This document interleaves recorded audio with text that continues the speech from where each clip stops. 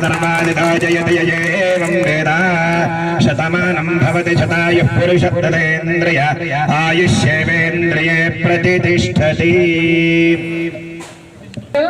మన ఎమ్మెల్యే అభ్యర్థి అన్న శ్రీ కేకే రాజు గారికి, అలాగే విఎంఆర్డీఏ చైర్మన్ చంద్రమౌళి గారికి, అలాగే మన నియోజకవర్గ పరిశీలకులు చొక్కాకుల వెంకట్రావు గారికి, అలాగే బాణాల శ్రీనివాస్ గారికి, అలాగే ఈ కార్యక్రమానికి విచ్చేసిన డైరెక్టర్లు, కార్యకర్తలు, మండల అధ్యక్షులు జీవి రమణి గారికి, సోదరి శశికళ గారికి, అందరికీ పేరు పేరున నా నమస్కారాలు తెలియదు. ఎమ్మెల్యే గెలిపించుకుందామని ప్రతి కార్యకర్త కూడా అనుకునే రోజు లేకుండా లేదు. ఏ కార్యక్రమానికి విచ్చేసినా కూడా ప్రతి నోట అదే మాట.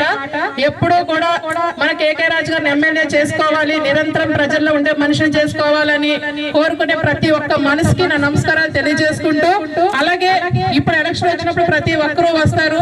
మన రేషవారిపాలెంలో ఎలక్షన్ ప్రచారం కోసం బీజేపీ అభ్యర్థి, ఎప్పుడు కనిపించలేని అభ్యర్థి విష్ణు కుమార్ రాజు గారు వచ్చినప్పుడు మనలో చాలా మంది కార్యకర్తలు దివాకర్ రెడ్డి గారు అవ్వచ్చు, శ్రీనివాస్ రెడ్డి గారు అవ్వచ్చు, వీళ్ళందరూ కూడా ఒక్కటే అడిగారు, సార్ మీరు అందరూ మమ్మల్ని బాగా చూసుకోవడానికే వచ్చేవాళ్ళు కదా, గతంలో ఎమ్మెల్యే చేశారు కదా, మళ్ళీ చేసి ఓడిపోయారు కదా, కరోనా టైంలో ఏమయ్యారు, మా ఆరోగ్యం పట్టించుకునే వాళ్ళు ఎవరున్నారు, ఒకే ఒక్క కేకే రాజు గారు ఒక్కరే పట్టించుకున్నారు.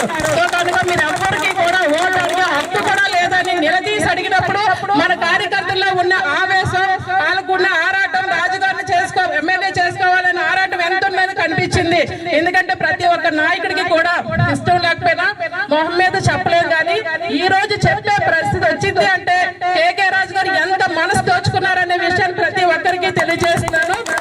1919లో వైఎస్ఆర్ కాంగ్రెస్ పార్టీ అధికారంలోకి వచ్చిన తర్వాత ముఖ్యంగా వైఎస్ఆర్ కాంగ్రెస్ పార్టీని, జగన్మోహన్ రెడ్డి గారిని అభిమానించే ప్రతి నాయకుడు, కార్యకర్త, అభిమాని గర్వపడే విధంగా రేపు ప్రజాక్షేత్రంలో రేపు జరగబోతున్న ఎన్నికల్లో వైఎస్ఆర్ కాంగ్రెస్ పార్టీకి మద్దతు తెలిపి ఫ్యాన్ గుర్తుపై ఓటు వేసి జగన్మోహన్ రెడ్డి గారి నాయకత్వాన్ని సమర్థించి హక్కు మనందరికీ ఉండే విధంగా సగౌరవంగా ఓటు హక్కు అడిగే విధంగా మన నాయకుడు సుపరిపాలన అందించడం జరిగింది.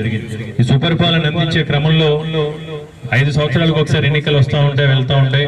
మన దేశానికి స్వాతంత్రం వచ్చి 75 సంవత్సరాలు అవుతుంది, ఎన్నోసార్లు ఎన్నికలు జరుగుతూ ఉంటాయి. కానీ ఎన్నికలకు ముందు ప్రజలందరూ కూడా ఆస్వాదించి మాకు అధికారం ఇస్తే మేము ఈ పనులు చేస్తాం, ఈ సంక్షేమం చేస్తాం, ఈ అభివృద్ధి చేస్తామని ఎన్నికలకు ముందు మాట్లాడటం జరుగుతుంది.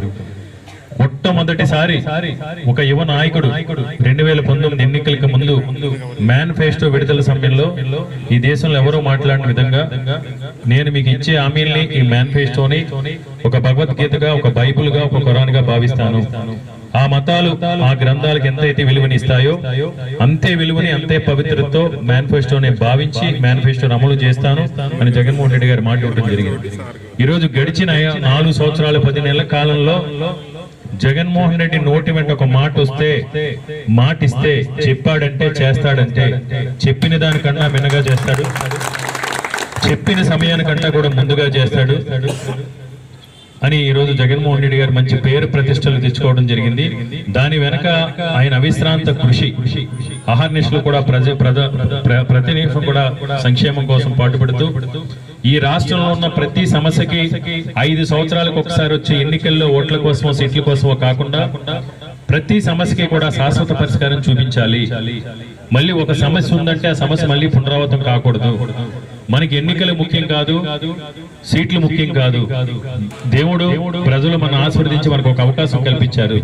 అవకాశాన్ని సద్వినియోగం చేసుకుని మన ప్రజలకు వీలైనంత మేరకు మేలు చేయాలి అని చిత్తశుద్ధితో, నిజాయితీతో, నిబద్ధతతో పాటుపడి ఈ రోజు పేదరిక నిర్మూలన విషయంలో గాని, పేదవాడికి చదువు అందించే విషయంలో గాని, ఈ రోజు పేదలకి ఆరోగ్య భద్రత కల్పించే ఆరోగ్యశ్రీ లాంటి, జగనన్న సురక్ష లాంటి కార్యక్రమాలు చేయడంలో గాని, పేదలందరికీ ఇళ్ల పట్టాల పంపిణీ విషయంలో గాని, నిరుద్యోగ యువతి యువకులకి ఉపాధి ఉద్యోగ అవకాశాలు కల్పించడంలో గాని ఉన్న లక్ష్యం ఒక మంచి మనసున్న నాయకుడు, నిజాయితీ నిబద్ధత కలిగిన నాయకుడు, ఒకవైపు బీజేపీ, జనసేన, తెలుగుదేశం పార్టీ, ఆ కూటమికి నాయకుడు చంద్రబాబు నాయుడు. జగన్మోహన్ రెడ్డి గారు చెప్పాడంటే చేస్తాడని ప్రజలందరూ కూడా అనుకుంటే, చంద్రబాబు నాయుడుకున్నది చెప్పింది ఏది చేయడు. అసలు మాటకి, అతని మాట మీద అతనికి నమ్మకం ఉండదు.